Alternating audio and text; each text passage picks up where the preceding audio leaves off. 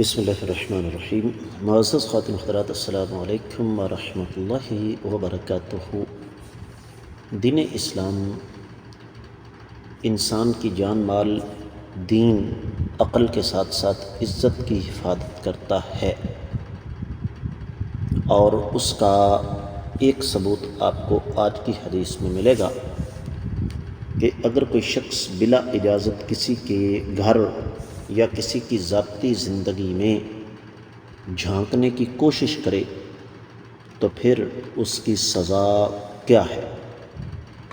مشکوٰۃ المصابیح کتاب القصاص باب ہے ان امور کا جن کی وجہ سے کسی کو سزا نہیں دی جا سکتی، اور 3514ویں حدیث کتاب میں اور 5ویں ہے باب میں۔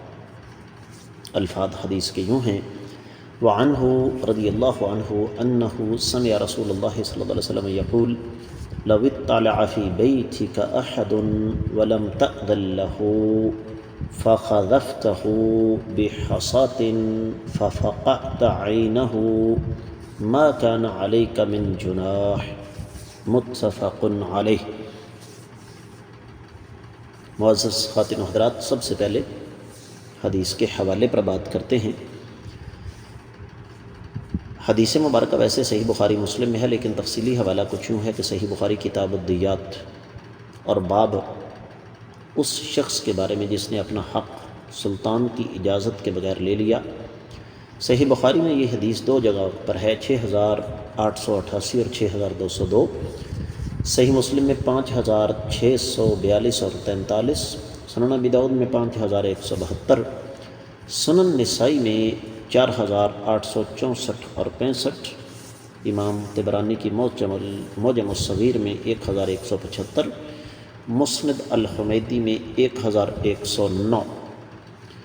حاصل کلام یہ ہے کہ حدیث پر کسی قسم کا سند کے اعتبار سے اعتراض نہیں ہے۔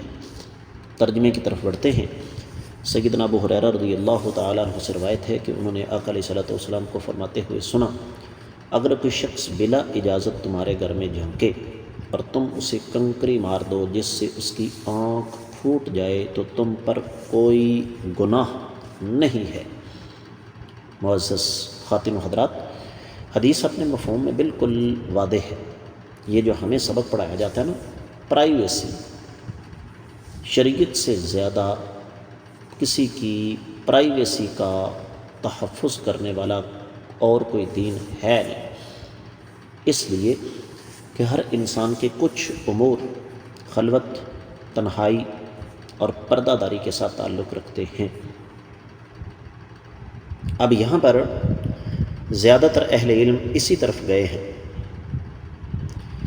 کہ اگر کوئی شخص کسی کی ذاتی زندگی میں مداخلت کرتا ہے اس کی اجازت کے بغیر، اور جس کی ذاتی زندگی میں مداخلت کی جا رہی ہے وہ اس کو زخمی کر دیتا ہے، تو زخمی کرنے والے پر کسی قسم کا کوئی تاوان نہیں۔ اور اس حوالے سے دو باتیں اور ذہن میں رکھنے والی ہیں۔ ان میں پہلی یہ کہ اسلامی ریاست کی یہ ذمہ داری ہے کہ وہ ایسی قانون سازی کرے جس سے لوگوں کی تربیت اور اصلاح بھی ہو، کہ وہ کسی کے معاملات میں مداخلت نہ کرے۔ اور دوسرا، ہمیں اپنی تربیت بھی کرنی چاہیے۔ اور اس کے ساتھ ساتھ یہ بات بھی ذہن میں رکھیے گا کہ جھانکنے والا مجرم تب ہے جب بند دروازے کی کسی درز وغیرہ سے دیکھنے کی کوشش کرے، لیکن اگر کسی نے اپنا دروازہ کھلا رکھا ہے اور وہ سرعام بیٹھا ہوا ہے اور اس کے بعد وہ یہ دعویٰ کرتا ہے کہ جناب ہماری پرائیویسی کا بیڑا آپ نے غرق کر دیا، تو یہ بات غلط ہے۔ جس طرح کے یورپین ممالک میں ہے نا، آپ کو یہ سن کر حیرت ہوگی، بلکہ حیرت والی کون سی بات ہے کہ وہاں پر سرعام بیہودہ حرکات ہو رہی ہیں۔ اور جب کوئی ان کو دیکھے تو اس پر باقاعدہ برا منایا جاتا ہے کہ جی آپ ہماری پرائیویسی میں، آپ ہماری خلوت میں دخل اندازی کر رہے ہیں۔ بھائی تمہاری پرائیویسی پردے کے اندر ہے، جب تم سریعان کوئی چیز لا کر رکھ دیتے ہو تو وہ پھر تمہاری نہ رہی، وہ تو عوامی ہو گئی۔ بالکل اسی طرح قرآن نے مردوں کو نگاہیں نیچی رکھنے کا حکم دیا۔ اب اگر کوئی عورت بے پردہ باہر نکلتی ہے اور اوباش قسم کے لڑکے نہ صرف یہ کہ اس کو تاڑتے ہیں بلکہ اس کو چھیڑتے بھی ہیں، تو لڑکوں کا تاڑنا اور چھیڑنا تو جرم ہے، لیکن کیا اس خاتون سے باز پرس نہیں کی جا سکتی کہ تم نے تاڑنے اور چھیڑنے کا موقع کیوں دیا؟